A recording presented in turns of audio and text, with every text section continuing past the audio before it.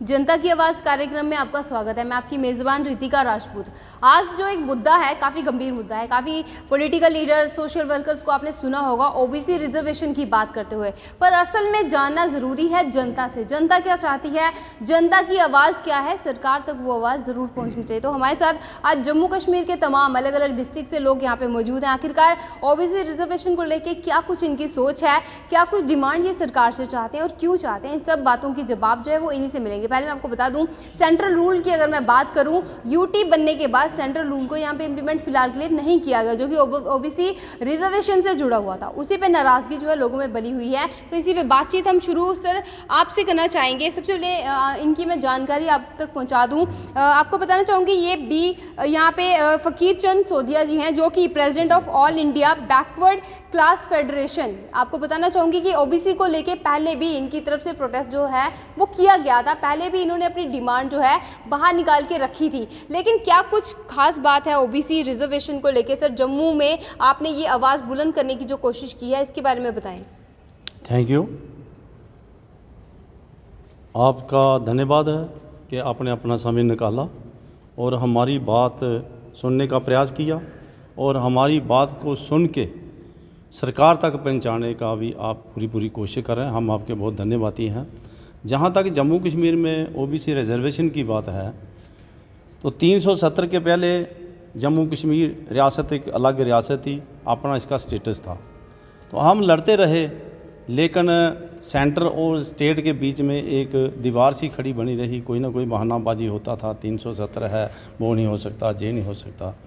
तो जब ये सरकार, जो आज की मौजूदा सरकार है सेंटर में, तो जब ये इलेक्शन में थे, उन लोगों ने एक वायदा किया था कि जम्मू कश्मीर में 370 के रहते हुए सबसे ज़्यादा नुकसान जो है वो ओबीसी वर्ग को हो रहा है, क्योंकि सेंट्रल के जहाँ कानून लागू नहीं हो पाते हैं। तो जब लोगों ने उस पार्टी की मदद की, उसको वल्क में वोट दिया, लोगों को ये आशा बनी कि अगर 370 ये विड्रा होती है तो हो सकता है कि हमारा जो भाग्य है वो भी उज्जवल हो जाए। 5 अगस्त 2019 को धारा 370 और 35 ये सेंट्रल गवर्नमेंट ने विड्रा किया और ये लोग जो हैं ओबीसी के लोगों ने अंदर इनके बहुत मिसरत हासिल हुई, बहुत खुशी की लहर जागी कि जो हमारे लिए एक दीवार खड़ी थी वो दीवार ढह चुकी है और हमें ये आशा हो चुकी है कि हमारा जो रिजर्वेशन राइट है, कॉन्स्टिट्यूशनल गारंटी जो है, वो जैसे वाकई वाली ड्यूटी में है ऐसे ही जम्मू कश्मीर ड्यूटी में भी होने जा रही है।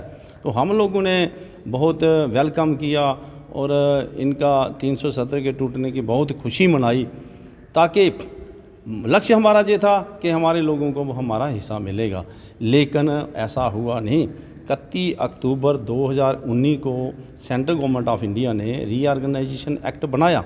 तो जब रीऑर्गेनाइजेशन एक्ट की स्टडी की गई तो उसमें ये तय पाया गया कि पेज नंबर 44, क्लास नंबर 7 है सर, आइटम नंबर 7 में कि ओबीसी के लिए वही वाले कानून रहे जो 370 में थे, मतलब 2004 वाला एक्ट लागू रखा।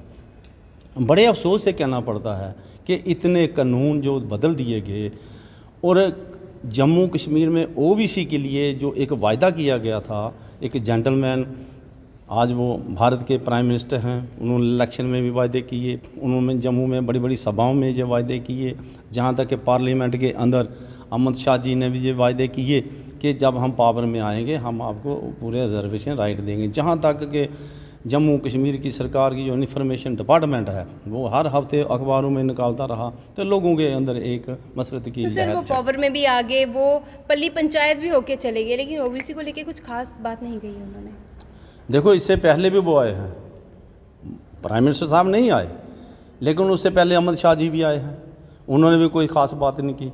अभी तो सब लोगों को, अगर पल्ली की आप बात करते हैं तो पल्ली के को लेकर पल्ली पंचायत के दिवस पर उन्होंने पल्ली पंचायत में जो वहाँ एक प्रोजेक्ट लगाया, तो प्रोजेक्ट के साथ साथ हमारे बहुत सारे लोग पल्ली की सभा में शामिल हुए और इसी आशा से शामिल हुए, इतनी कड़कती धूप में बच्चे, बूढ़े, नौजवान, जहाँ तक कि महिलाएं भी बहुत दूर में इसी आशा के लिए बैठे रहे कि हमारे प्रधानमंत्री जी आए हैं, अपने मुख से वो ओबीसी के लिए कोई लफ्ज़ निकालेंगे, कोई शब्द निकालेंगे, लेकिन बड़े अफसोस से कहना पड़ता है कि ओबीसी के लिए उनके मुख से कोई शब्द नहीं निकला, जहाँ उनसे अंदर शब्द ख़त्म हो चुके हैं। हमें अफसोस है इस बात का। तो जैसे कि आपने सुना, ये आवाज़ थी जम्मू के कुछ लोगों की कि उनकी समस्याएं जो प्रधानमंत्री से उन्हें जो उम्मीदें थी उन पे पानी फिर गया। तो इसी के बीच में हम बात करना चाहेंगे यूथ, आखिरकार यूथ की क्या आवाज़ है, यूथ इस पे क्या कुछ कहते हैं। तो सर आप मुझे बताएंगे ज़रा, यूथ की तरफ से आप रिप्रेजेंट कर रहे हैं, तो आप क्या बोलेंगे कि यूथ को क्या कुछ नीड है या फिर क्या कुछ सफ़र कर रहे हैं कि आप ओबीसी रिजर्वेशन की बात करते हैं। Thank you ma'am. मैं आपके चैनल के माध्यम से ये वाली बात कहना चाहता हूँ कि 16 नवंबर 1992, आज से लगभग 30 साल पहले जो हमें एक हकूक़ दिया गया था माननीय सुप्रीम कोर्ट की तरफ से, उसमें हमें कहा गया था कि 27% आपको लागू किया जाएगा आने वाले टाइम में। मगर बहुत अफसोस के साथ आज हमें ये वाली बात कहनी पड़ती है कि आज 30 साल एक छोटा टाइम पीरियड नहीं होता, ये एक पूरी की पूरी उम्र होती है। 30 साल के बाद भी हमें वो वाले हक और हकूक़ आज की डेट में नहीं मिल रहे। यही कारण है कि आज हम सभी मजबूर हो चुके हैं। मजबूर होने के बाद आज हम आपके माध्यम से अपनी बात गवर्नमेंट के पास हम पहुंचाना चाहते हैं। अब जैसे देखिए मैडम, मैं आपको बताना चाहता हूं कि 2019 में हमारे माननीय प्रधानमंत्री मोदी जी ने एक कानून बनाया था, जिसमें उन्होंने बताया था कि इकोनॉमिकली वीक सेक्शन के तहत उन्होंने एक कानून लागू किया था कि कोई भी ऐसा पर्सन जो इकोनॉमिकली वीक सेक्शन में आता है, सिर्फ छोड़ के SC OBC और दूसरे कास्ट को छोड़ के आता है, तो उसको रिजर्वेशन के तहत उसको 10% नौकरियों में उसको आरक्षण दिया जाएगा। ठीक है, बहुत अच्छी बात है कि उनको रिजर्वेशन दी गई। अगर बिना मंडलायुक्त के कैलकुलेशन के, बिना जनगणना के आधारित पे उनको अगर 10 दिन के भीतर 10 दिन के बीच में अगर उनको ये वाला हक हुकूक दिया जाता है, तो आज ऐसा हमारे साथ अन्याय क्यों हो रहा है कि आज 30 साल हो गए उस चीज़ को बने हुए, जिसको माननीय सुप्रीम कोर्ट के 9 जजों ने जिसको पास किया है। आज ऐसी क्या बात है कि आज हमें वो हक हुकूक नहीं मिल रहे। अपनी बात को ये विराम देते हुए मैं आपसे ये कहना चाहता हूँ, आपके चैनल के माध्यम से मैं गवर्नमेंट ऑफ इंडिया को ये एक चेतावनी देना चाहता हूँ कि 2022 सितंबर को हमारी एक बहुत बड़ी जनसभा, एक रैली होने वाली है। वहाँ पे हम हज़ारों की तादाद में OBC समाज के हम जो वर्ग के जो लोग हैं वहाँ पे इकट्ठे होने वाले हैं। और वहाँ पे जो हमारा नारा रहेगा, हमारा नारा वहाँ पे सिर्फ एक ही रहेगा। वो नारा हमारा होगा, जो OBC के हक की बात करेगा वही देश पे राज करेगा। Thank you. तो जैसे कि आपने सुना कि जो ओबीसी के हक की बात करेगा वही देश पे राज करेगा, ऐसा कुछ कहना है ओबीसी समाज से संबंध रखने वाले जितने भी यहाँ पे बुद्धिजीवी हैं, उनका कहना है कि उनके हक जो हैं उनके लिए बात नहीं की जाए। सेंट्रल रूल अगर अप्लाई होते हैं, बाकी के रूल अप्लाई किए जा रहे हैं, तो फिर ये ओबीसी समाज को लेके एक जो बहुत ही महत्वपूर्ण एक अनाउंसमेंट की जानी चाहिए थी, वो अभी तक क्यों नहीं की गई। और भी हमसे बातचीत करने के लिए यहाँ पे मौजूद हैं। तो सर बंसीलाल जी, मैं आपसे जानना चाहूँगी कि आखिरकार ये जो ओबीसी समाज है क्या कुछ दिक्कतों का सामना कर रहा है, जिसके चलते और यहाँ पे रिजर्वेशन की बात की जा रही है कि सेंट्रल में तो ये सारे रूल चल रहे हैं, पर जम्मू कश्मीर में यूटी बनने के बाद भी लोगों को ये सब जो लाभ हैं वो नहीं मिल पा रहे। देखिए, ये जो मिफोर आर्टिकल 370 ये एक भरम बना के रखा हुआ था। सुप्रीम कोर्ट की जजमेंट, मेरे सोडी साहब ने कहा कि सुप्रीम कोर्ट की जजमेंट जो थी ये नहीं कि जम्मू कश्मीर में लागू नहीं की गई, ये भरम फैला के रखा हुआ था। यहाँ पे 1993 में के गुप्ता क्रिमिनल कमीशन बना। वो किसके तहत बना?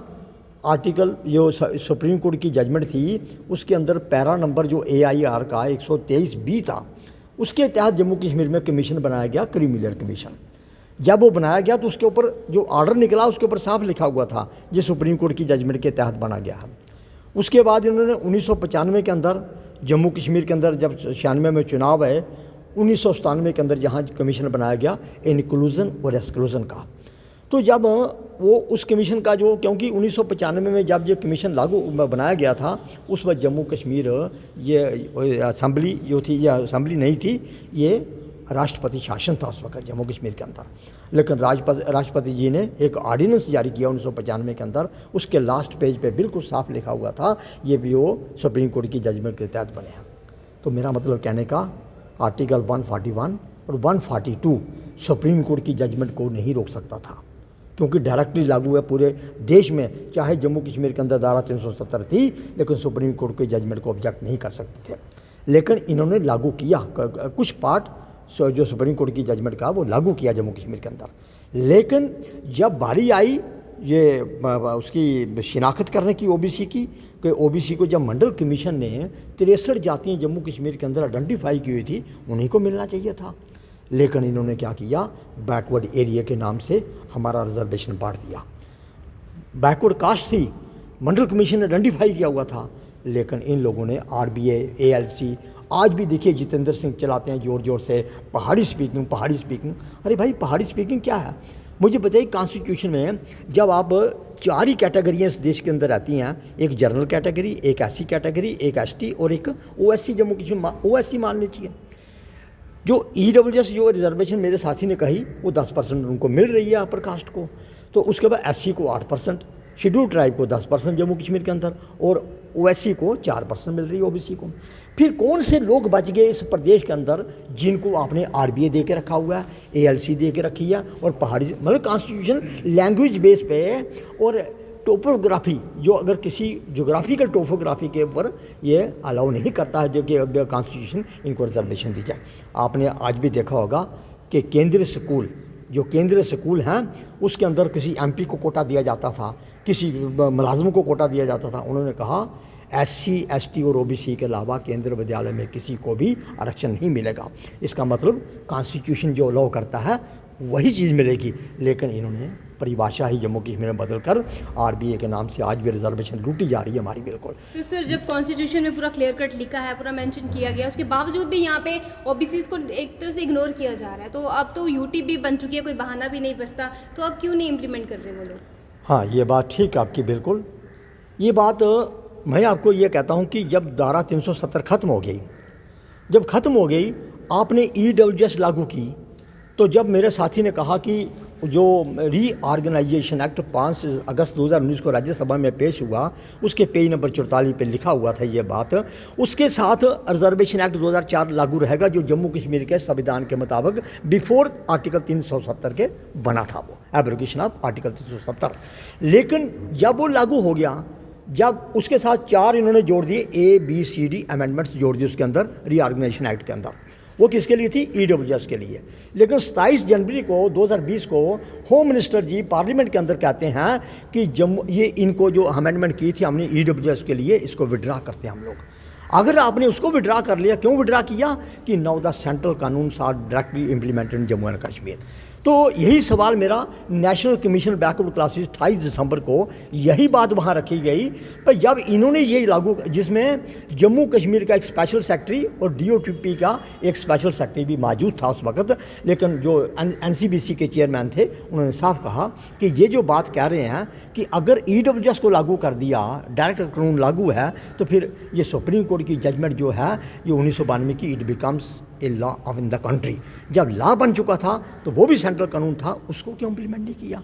मतलब कहने का कि यहाँ पे मतलब डिस्क्रिमिनेशन है कि एक फार्मूला रूल का कहीं अडॉप्ट करते हो, ओबीसी के लिए दूसरा अडॉप्ट करते हो। तो सर आप क्या कहना चाहेंगे, युवाओं की क्या आवाज़ है ओबीसी रिजर्वेशन को लेकर? मैडम मेरा यही कहना है कि ओबीसी समाज में जम्मू कश्मीर में 27% आरक्षण दिया जाए सरकारी नौकरी में।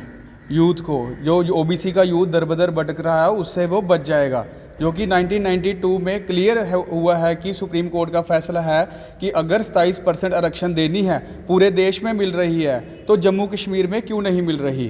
फिर बात आती है मैडम अर्बन लोकल बॉडीज़ और पंचायती राज सिस्टम में, वो भी आप कॉन्स्टिट्यूशन में पढ़ लीजिए, आर्टिकल 243D6 एंड 243D6 में क्लियर लिखा है कि इसमें भी 27% आरक्षण मिलनी चाहिए ओबीसी को। तो आप पुंछ से लेके, जम्मू से लेके लखनपुर तक चले जाइए, आपको कोई यहाँ से ओबीसी का ढूंढा हुआ पंच सरपंच नहीं मिलेगा। तो इसलिए यही कहना है हमारा कि हमारी आरक्षण हमें दी जाए, 27% आरक्षण, जो कॉन्स्टिट्यूशनल राइट है हमारा, ये कोई हमारी डिमांड नहीं है। तो सर आपको लगता है ये अगर कॉन्स्टिट्यूशन में अगर ये जो राइट दिया गया है, अगर ये रिजर्वेशन मिल जाता है तो समाज को आगे बढ़ने में कुछ मदद मिलेगी? ज़रूर मिलेगी मैम, ऑफकोर्स मदद तो मिलेगी। अगर 27% मिल रहा है, अगर आप सबको दे रहे हो, SC को मिल रहा है, ST को मिल रहा है, फिर आपका जनरल को EWS के जो रूप में मिल रहा है अदर देन ओबीसी, तो अगर उनको मिल रहा है तो ये तो हमारा हक है, हमें मिलना चाहिए, मिलेगा तो तभी आगे बढ़ेंगे ना। तो यही है मैडम। तो सर आप उनसे आए हैं, तो आप मुझे वहाँ की थोड़ी सी दशा बताएंगे, ओबीसी क्या कुछ फेस करते हैं जो अब तक समाज को नहीं पता चल पाया है। धन्यवाद मैडम आपका। जैसे अभी मेरे सीनियर्स ने आपको बताया, मैं आपको बताता चला कि पिछले 70 साल तक हमारे बाप दादा जो हैं वो कुछ और पार्टियों के साथ में लड़ते रहे।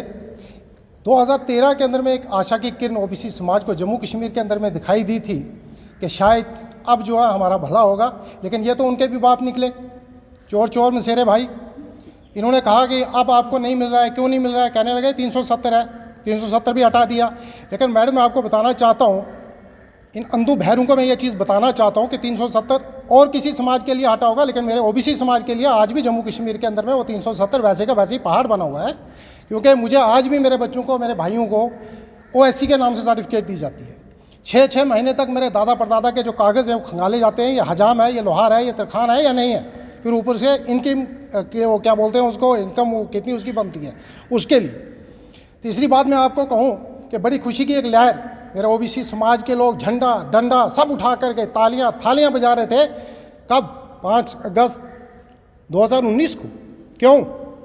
कि 370 टूट गया। अब हमें ओबीसी समाज को 27% रिजर्वेशन देने से कोई नहीं रोक सकता, उससे भी ज़्यादा मिल सकती है, लेकिन आज तक नहीं मिला। ये सिर्फ हमें सर आज तक कभी किसी ने जानने की कोशिश की कि लोग क्या कुछ समस्याओं को देख रहे हैं, सुन रहे हैं, या उसको किस प्रकार से सुलझाना चाहिए?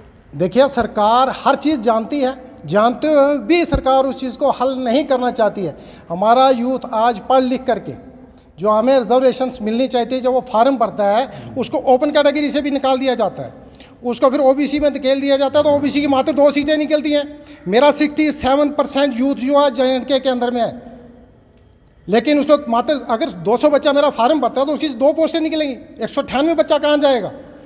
पहले ओबीसी की पोस्टें होती थी। मैं आपको बताना चाहता हूँ, बेल्ट फोर्स के अंदर में नाई की पोस्ट, धोबी की पोस्ट, तरखान की पोस्ट, ये पोस्टें वहाँ पे निकलती हैं। टेलर्स की पोस्ट निकलती है, वो किसके लिए थी? फॉलोअर्स की पोस्ट, कुक्स की पोस्ट। वो बड़े बड़े अफसर जो हैं आज वो ले रहे हैं अपने बच्चों के लिए, वो 1-2 साल वहाँ पे रह के उसके बाद में उसको अफसर में वो कन्वर्ट कर लेते हैं। लेकिन मेरी ओबीसी समाज के लिए वो पोस्टें थी, वो उनको आज नहीं मिल रही हैं। इसकी इंक्वायरी करवाइए आप, जय आप पुलिस के अंदर में इंक्वायरी कीजिए, फोर्स के अंदर में आप इंक्वायरी करवाइए, सिविल डिपार्टमेंट में इंक्वायरी करवाइए, मेरे ओबीसी समाज का कोई भी आदमी वहाँ पे आपको नहीं मिलेगा। ये शरेआम धांधली चल रही है। मैं आज आप मीडिया के माध्यम से माननीय प्रधानमंत्री जी तक ये बात पहुंचाना चाहता हूं कि माननीय, जब आपने 2014 के अंदर में इस ओबीसी समाज के कंधे पे पांव रख करके यहाँ सत्ता हथियाने का काम किया, ओबीसी समाज ने आपको गले लगाया, बल्कि आपने सर पे बिठाया, तो मान्यवर आज इस मेरे ओबीसी समाज की तरफ जरा आँख खोल के देखिए, ये समाज आपसे क्या परीक्षा कर रहा है और क्या आपसे मांग कर रहा है। इसी के साथ मैं आपसे विदा चाहता हूँ। जय हिंद।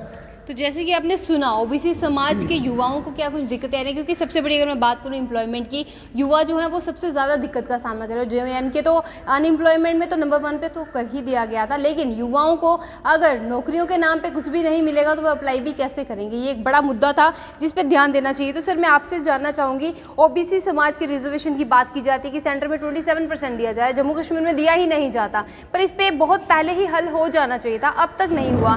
क्या सरकार को नहीं पता कि यहाँ पे ओबीसी समाज अलग अलग जो कैटेगरीज हैं वो यहाँ पे हैं, अलग अलग कास्ट यहाँ पे हैं, फिर भी इसका कोई समाधान नहीं हो रहा? क्या कहेंगे आप? मैं आपके चैनल से माध्यम से ये कहना चाहता हूँ कि ये जो जम्मू कश्मीर में ओबीसी समाज है ना, ये 70 साल से 75 साल से पिछड़ा पड़ा हुआ है।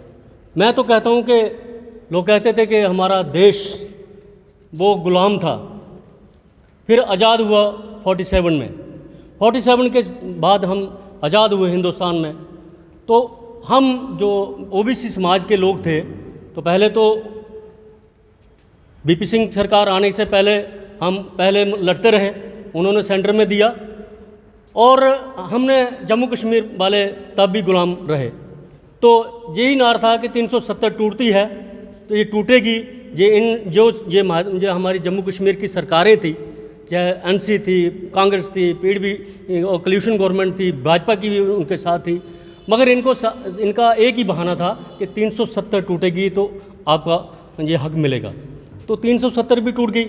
हमारे लोगों ने खूब साथ दिया, भाजपा का साथ दिया, झंडा, जैसे मेरे भाई साहब ने बताया कि झंडा डंडा सब कुछ ज़ोरों शोरों से इन्होंने मदद की। तो मैं तो कहता हूँ कि आज भी हम जम्मू कश्मीर के ओबीसी का समाज जो है वो गुलाम है। क्यों कि 370 भी टूटा है, देश भी आज़ाद हुआ है, मगर ओबीसी समाज आज भी दबा और कुचला हुआ है। क्यों कि हिंदुस्तान का कॉन्स्टिट्यूशन ऑफ इंडिया जो है वो अगर हमारे पे लागू है मगर उससे हम वंचित हैं। पूरा देश आज कहता है कि हमारा ह्यूमन राइट्स है, लोगों का मतलब समाज का जो हमारा राइट है वो ओबीसी समाज जो है वो पिछड़ा है। आज ओबीसी समाज के लिए वो आज भी वंचित है। मैं कहता हूँ 370 टूटने का हमें ऐसा लग रहा है कि आज भी फ़ायदा नहीं हुआ। अगर फ़ायदा है तो तब अगर हिंदुस्तान का पूरा कॉन्स्टिट्यूशन इधर भी लागू हो तो हम उसके लिए ताहित हैं। कुछ सरकारें ऐसे कहती हैं कि हम ये करेंगे, वो स्टेट का दर्जा मिलना चाहिए। मैं भी कहता हूँ दर्जा तो मिलना चाहिए, मगर एक बात है, पहले नंबर तो इनको कॉन्स्टिट्यूशन ऑफ इंडिया यहाँ लागू करना चाहिए। इसलिए मैं धन्यवाद आपके चैनल से यही करना चाहता हूँ। तो सर आप मुझे बताएं ज़रा, ये कॉन्स्टिट्यूशन की बात की जा रही है कि कॉन्स्टिट्यूशन में राइट है ओबीसीज़ के लिए, रिजर्वेशन की बात की जाती है, अगर पूरे ऑल इंडिया में लागू किया जाता है वही कानून तो जम्मू कश्मीर के लिए भी है अब, तो फिर क्यों ओबीसीज़ को उनका हक जो है वो नहीं दिया जाता? मैं आपका पहले शुक्रिया अदा करता हूँ। कॉन्स्टिट्यूशन की बात कर रहे हैं, आपको दिखा दें हम जो हमारा कमीशन है वहाँ पे ओबीसी के चेयरमैन होने चाहिए, लेकिन वहाँ नहीं है। ये हिंदुस्तान का कानून है कि जो ओबीसी के लिए बना हुआ है वो अपर कास्ट को दे दिया है। आप कहाँ है कॉन्स्टिट्यूशन? है ही नहीं। दूसरा नंबर, मैं आपके माध्यम से, आपके चैनल के माध्यम से माननीय प्रधानमंत्री जी से ये एक अपील करता हूँ कि आपने 2013 और 14 का जो वादा किया है हमारे ओबीसी समाज से, मेहरबानी करके उसे पूरा कर दें। दूसरे ये मेरे भाई साहब जैसे कह रहे थे कि डंडा शंडा सब उठाया, ये जितने भी ये आज यहाँ पे हमने 25 MLA दिए वो अपर कास्ट ने नहीं दिए, वो ओबीसी ने दिए। 2 MP दिए वो ओबीसी ने दिए। ओबीसी की वोट शेयरिंग चेक करो कि वोट पड़े तो हमारे MPs बने, लेकिन ये सब कुछ भूल चुके हैं। मैं बार बार यही अपील करता हूँ कि मेहरबानी करके जो हमारे साथ आपने वायदे किए थे उन्हें पूरा कीजिए। धन्यवाद। तो सर एक सवाल मैं आपसे करना चाहूँगी कि आप ज़रा बताएं, यहाँ पे बात की जा रही है कि आपने बहुत सारे नेतागण जो हैं उन्हें काफ़ी सपोर्ट किया, ओबीसी समाज का बहुत बड़ा हाथ रहा है कहीं ना कहीं उनके आगे बढ़ने में। पार्टीज़ खुद से अकेले से नहीं बनती हैं, वो जन समर्थन से बनती हैं, तो आपका भी तो काफ़ी बड़ा समर्थन रहा है, ओबीसी समाज का बहुत समर्थन रहा है। उसके बावजूद आज के वक्त में ओबीसी समाज को ही जो उनका हक है वो नहीं दिया जाए, तो आने वाले समय में क्या कुछ स्थिति रहेगी आपकी तरफ से? उनको आने वाले समय में क्या वोट दिया जाएगा, किस तरह से समर्थन क्या आप भी करेंगे? वो तो नहीं कर रहे। आपने बड़ा अच्छा सवाल किया। मैं आपसे एक बात कहता हूँ कि अभी कुछ थोड़े दिन पहले हमारा मोर्चे का एक मतलब फंक्शन हुआ, उसके अंदर हज़ारों के हिसाब से तादाद रही। वहाँ रैना साहब जी ने कहा था कि हर तीसरा आदमी ओबीसी का है, और ओबीसी का तीसरा आदमी होने का मतलब है कि वो जब भी इनकी कोई पार्टी के अंदर लीडर कोई बनता है, कोई नेता चुना जाता है, तो वो ओबीसी की वजह से चुना जाता है। लेकिन ये सोचते ही नहीं। हम इनको यही कहना चाहते हैं, अगर मतलब कि आप कहते हो ओबीसी का हर तीसरा आदमी है, तो फिर आपने सबसे पहले ओबीसी के नाम पर आरक्षण यहाँ देना चाहिए। अगर आप नहीं देते तो देखो आगे क्या होता है। ओबीसी ने एक ठान लिया है कि आगे हमने क्या करना है। मैं बार बार यही अपील करता हूं गवर्नमेंट से कि आप 27% आरक्षण दो, 27% आरक्षण दो। अगर उसके हिसाब से आप आरक्षण देते हो तो आगे आपकी सरकार जम्मू कश्मीर में पूरी फुल आएगी। अगर नहीं करते आप, एक दूसरा आप एक को बता दूं, हमारे ये कहते हैं कि हमारा इधर 42% मतलब के पॉपुलेशन है, वो कहते हैं, हम कहते हैं नहीं ज़्यादा है, वो कहते हैं 42% है। आप मान के चलो कि अगर 42% पॉपुलेशन एक साइड पे चले जाए तो गवर्नमेंट किसकी बनती है? ये ध्यान में रखे, ये हमारी भाजपा भी रखे ध्यान में, दूसरी पार्टियां भी रखे ध्यान में कि ये ओबीसी अगर 42% कहाँ जाता है तो किसकी सरकार बनाता है। इसलिए मैं इनसे गुजारिश करता हूँ कि जल्दी से जल्दी 27% आरक्षण लागू किया जाए। तो सर आप इस पर कुछ कहना चाहते हैं? देखिए मैडम, मैं यही कहना चाहता हूं कि लास्ट हमारा जो मुद्दा अभी रहेगा वो ये है कि हमारा फिर से एक रिमाइंडर है गवर्नमेंट ऑफ इंडिया को। रिमाइंडर ये है कि सितंबर 2022 में हम एक बहुत ही विशाल रैली करने वाले हैं, और रैली का मुद्दा ये रहेगा कि देश पे वही राज करेगा जो ओबीसी की बात करेगा। इसलिए जो भी ओबीसी की बात करेगा, अगर वो देश पे राज करना चाहते हैं, तो जो भी हमें गवर्नमेंट ऑफ इंडिया हमें सुन रही है, तो उनसे मैं यही कहना चाहूँगा कि अगर वो अपनी सरकार को बचाना चाहते हैं तो प्लीज़ हमारे हक़ की बात कीजिए। अगर हमारे हक़ की बात नहीं करेंगे तो जो हमारे हक़ की बात करेगा आने वाले टाइम में वही राज करेगा जो कि हम सितंबर में गवर्नमेंट ऑफ इंडिया को बताने वाले हैं। Thank you. तो जैसे कि आपने सुना, साफ सीधे शब्दों में ये बता दिया गया है कि आने वाले समय में एक बड़ा जन आंदोलन जो है वो यहाँ पे जम्मू कश्मीर में देखने को मिलेगा, जिसमें तमाम ओबीसी समाज के जितने भी लोग हैं, जितने भी कार्यकर्ता हैं, चाहे वो जवान हो चाहे वो बुजुर्ग हो, हर कोई उस आंदोलन में भाग लेगा। और सरकार को एक चेतावनी भी दी जा रही है कि अगर उनकी डिमांड, ओबीसी समाज की डिमांड को पूरा नहीं किया गया, जो कि काफ़ी जेन्युइन डिमांड है, अगर उन्हें पूरा नहीं किया गया तो इसका हर्जाना कुछ इस प्रकार से होगा कि इनकी जो पॉपुलेशन बताई जा रही है कि वो पॉपुलेशन बिल्कुल ही एक तरफ हट जाएगी। और उसके चलते आपको बताना चाहूँगी कि सरकार का तख्ता पलट जो है वो भी हो सकता है। वो इस समाज के जो दो टुक शब्द हैं वो आज देखने को मिले हैं। तो ये थी हमारे जनता की आवाज़, जो कि ओबीसी समाज को लेके जो जनता की जो आवाज़ थी, जनता जो चाहती थी, जनता के जो विचार थे, वो हम बाहर निकाल के रखना चाहते थे कि आजकल जो प्रोटेस्ट हो रहे हैं, जो सड़कों पे हमें जाम देखने को मिलते हैं, ओबीसी समाज की जो किस्से कहानियां हम सुन रहे हैं, उसमें क्या कुछ सच्चाई है, ओबीसी समाज के लोग आखिरकार क्या कहना चाहते हैं, असल सच्चाई क्या है, उसी सच्चाई को रखने की एक कोशिश थी। वो इस कार्यक्रम के माध्यम से हमने कोशिश की है। तो आने वाले समय में और भी जनता के जो मुद्दे रहेंगे वो भी आप तक ज़रूर पहुँचाऊँगी। मैं आपकी मेज़बान रितिका राजपूत अभी इजाज़त चाहूँगी। धन्यवाद।